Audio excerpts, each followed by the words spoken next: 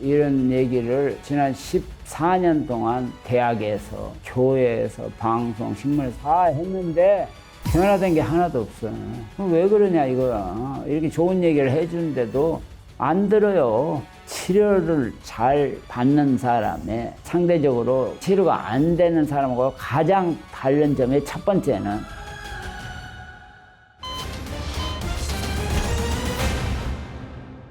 건강의 신 구독자 여러분 안녕하십니까? 김의신입니다.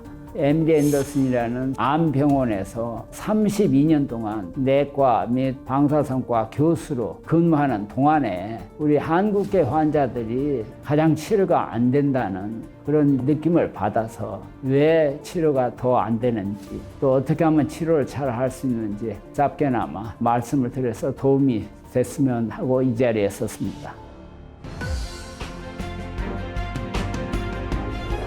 MD 앤더슨이라는 병원은 세계에서 암으로 제일로 유명한 병원입니다. 왜 유명하냐 하면은 우선 규모가 세계에서 제일로 큰 암병원입니다. MD 앤더슨 안에만 암을 전문한 의사가 지금 한 1,500명, 암을 연구하는 사람도 한 1,000명, 간호사 뭐 여러 가지 다 합쳐서 10,000명이 있습니다. 거의 10,000명. 거기는 전 세계에서 환자가 오니까 거기는 하루에 3,000명 정도 새 환자를 보고, 한국 사람이 치료가 제일로 안 돼. 각 과별로 큰 대기실이 잔뜩 있어요. 그 내가 이렇게 지나가다 보면은 침대나 땅바닥에 드러누워 있어 사람이, 우리가 탁 봐도 얼굴에 핏기가 하나도 없고, 다 죽어가는 사람이 드러누워 거 보면 한국서 온 사람들이에요.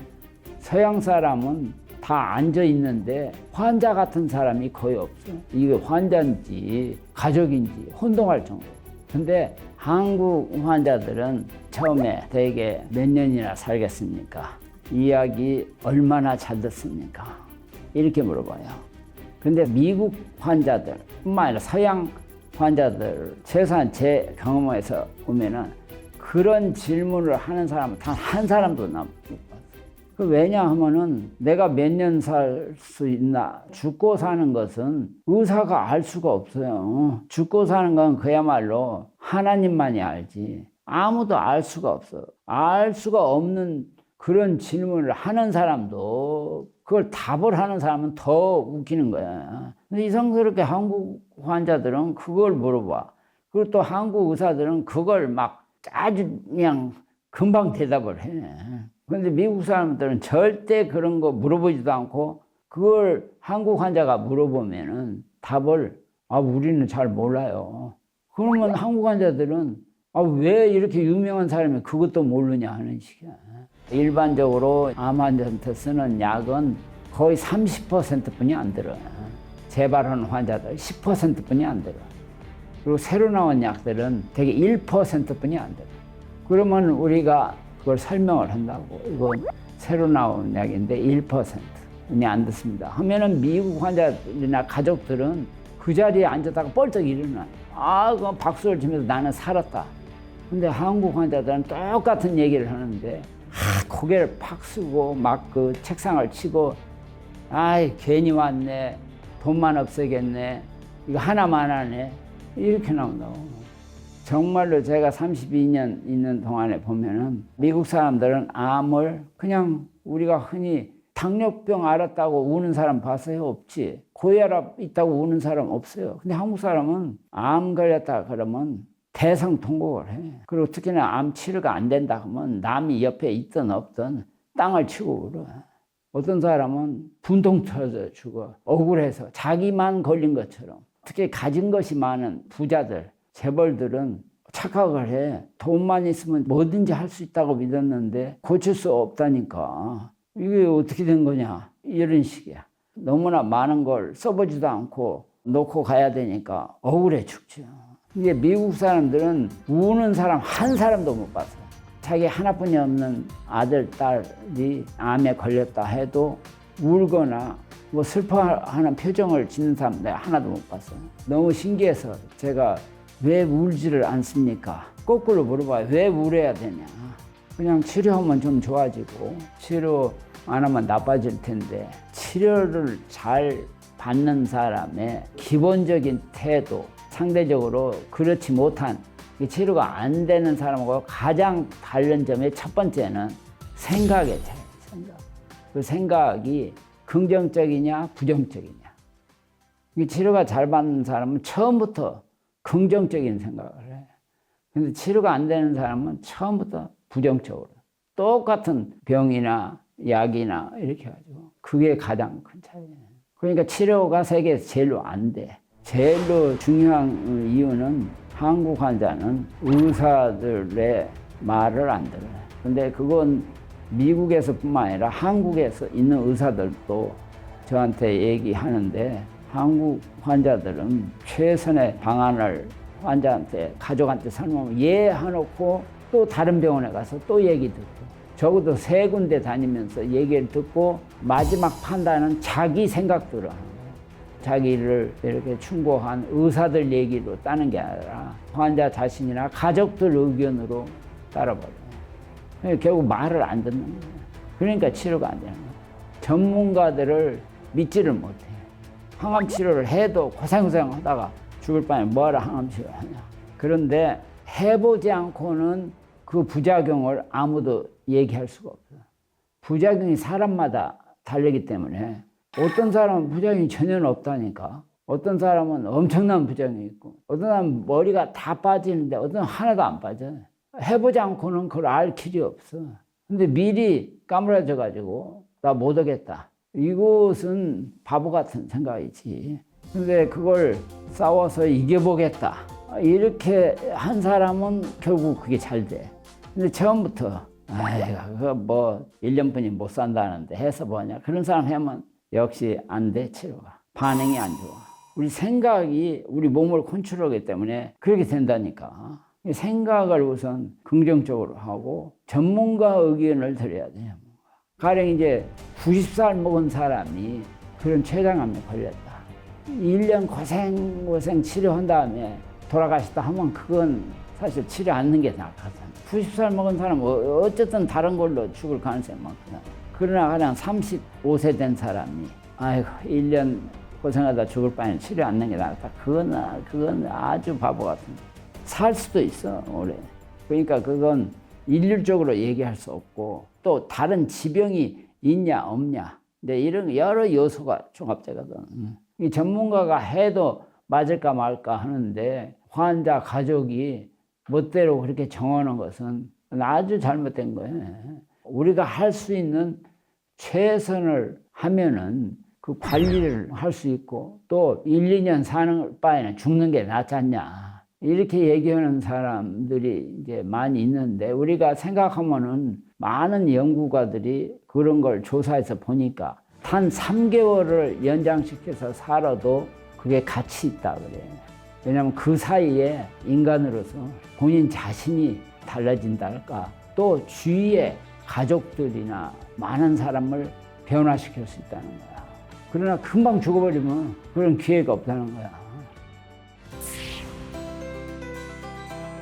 지금 뭐 많은 사람들이 뭘 고친다. 완치라는 게 있을 수가 없어.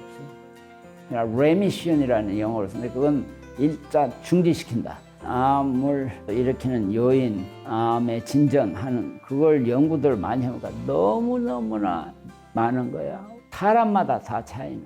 그 암 자체가 계속 변형을 해. 생물체는. 그러니까 바이러스도 우리 몸에 들어가면은 없어지는 게 아니에요. 바이러스가 숨어 있어. 몸이 필요할 때 다시 나타나.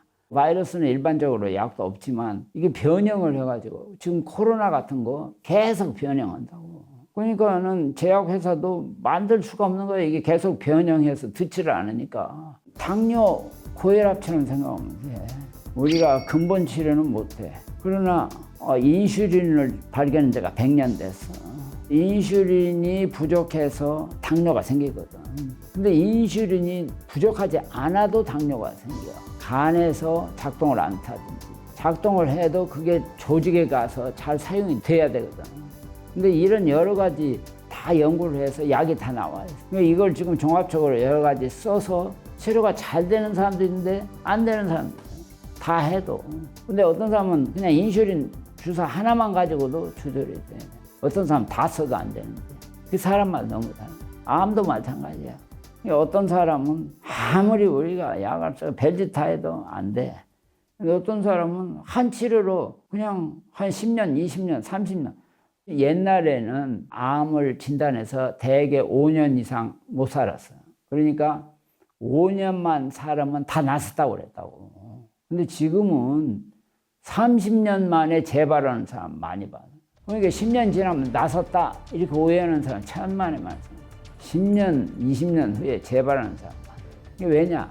유전자의 변화가 이미 몸에 생겨서 소위 소질이 많은 사람이 그 어떤 환경, 어떤 스트레스에 접하면 또 생긴다고, 또 생기고, 또 생기고. 당뇨, 고혈압하고 똑같아.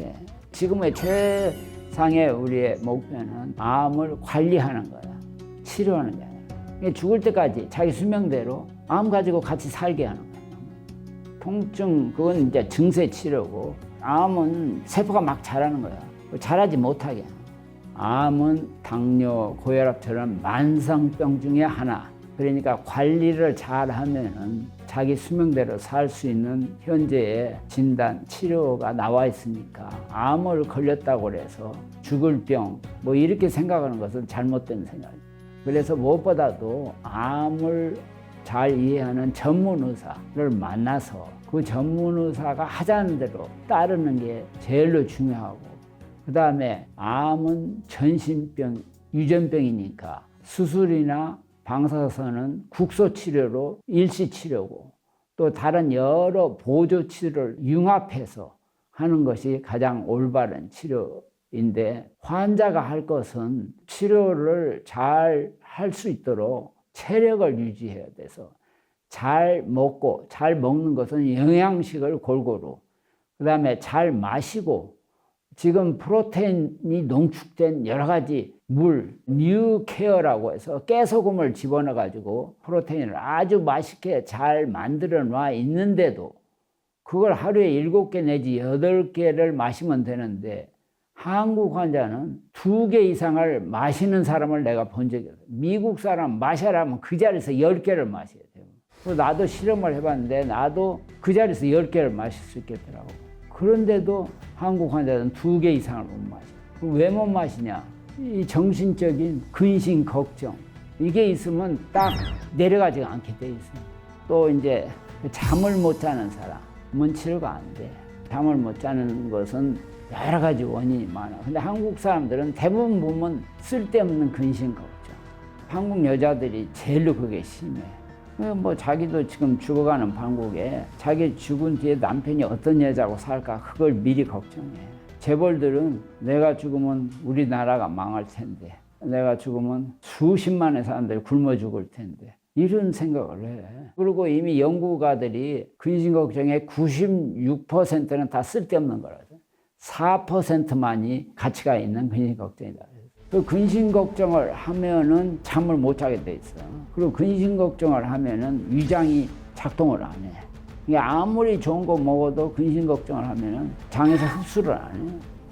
세계적으로 이름난 투자가 90살 워렌 버핏이 생일을 맞으면서 인터뷰를 했어요. 그러니까 당신은 어떻게 건강하냐? 그러니까 나는 어린애처럼 먹고 마신다. 그래서 어린애처럼. 그거 무슨 소리냐? 어린애들이 좋아하는 게 뭐냐? 초콜릿, 코카콜라, 햄버거, 나쁘다는 음식. 그걸 다 먹는데 나는 그거 먹으면서 정말 마음의 즐거움을 갖는다. 그 대신 많이는 안 먹어. 조금 먹으면서도 자기는 막 희열을 느낀다고 해서. 그게 중요한 것이, 그러면은 몸에서 흡수할 때 이런 때 좋은 것만 흡수한다고. 나쁜 걸 먹어도. 그러나 반대로 근심 걱정하는 사람 아무리 좋은 걸 먹어도 흡수를 안 해버려요. 그러니까 소용없는 거지. 그걸 알아야 돼. 나쁜 거라도 기쁜, 즐거운, 감사하는 마음으로 먹으면 그게 나쁜 게 아니야. 그 다음에 이 운동을 해야 우리 몸은 나쁜 물질하고 좋은 물질이 깨진 밸런스를 다시 돌이킬 수가 있어. 그래서 운동이 필요해. 그리고 운동을 해야 뇌 측두엽의 변형계에서 새로운 기억을 저장하는데, 거기에 히포캄퍼스라는 해모 기관이 있는데, 이 세포가 운동을 해야만이 증식을 해. 그리고 이제 잠을 잘 수 있도록 저녁 식사한 다음에 그 걷기 운동을 하고 약간 뛰면 더 좋고 이렇게 땀을 약간 낸 다음에 따뜻한 물로 목욕을 딱 하면은 몸이 피로하게 되죠. 그러면 잠을 짧게 4시간 내지 6시간을 깊이 자면 되는 거예요. 많이 잘 필요가 없어요. 많이 자도 문제가 되니까. 이 잠을 잘 자야 치료를 잘 받을 수 있고 또 치매는 특히 잠을 못 자는 게 주 원인이 될 수 있어요.